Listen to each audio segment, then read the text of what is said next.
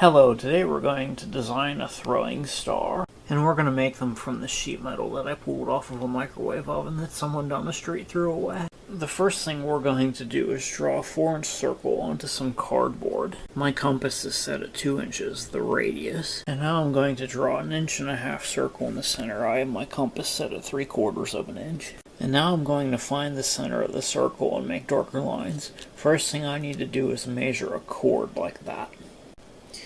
Yeah, it doesn't really matter with the distance between where you put your two chords. It'll all match up in the center anyhow. And now I have to find the center of my 2-inch chord, so we're going to measure in 1 inch, 1 inch. And then with my protractor, I have my chord right here. There's the center of the chord. I'm going to measure out 90 degrees and put a line. And then I'm going to come over to the center of my other chord, and I'm going to measure out 90 degrees. And right there I have my center clearly marked. I mean, I could have referenced the dot from the compass, but I'd rather do it this way.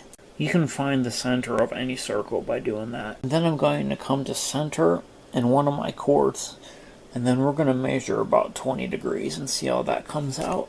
I'm going to measure 20 degrees the whole way around the circle. And now that I got my 20-degree dots all around the circle, I'm going to draw some lines all the way out to my dots. And now that I got my spokes, we're going to play connect the dots.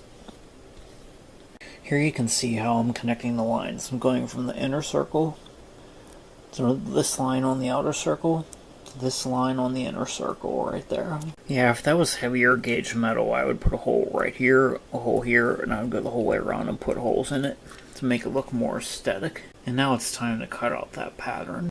And now that I've cut out my pattern, it's time to trace it onto the sheet metal with a fine point Sharpie. And there's my star ready to be rough cut out with tin snips. And there, I got my star roughly cut out. Now it's time to make the details. Now when you cut it out, it's going to get all bendy like that. You want to take your railroad track handful and pound it flat. And there you go, all pounded flat. So let's try her out. Hopefully she won't need any sharpening. Let's see what this thing can do. Yep, stuck right in the box. Well, thanks for watching. Please subscribe. Remember to always be safe if you're going to do this stuff. Maybe next time we'll forge a tomahawk from a wrench.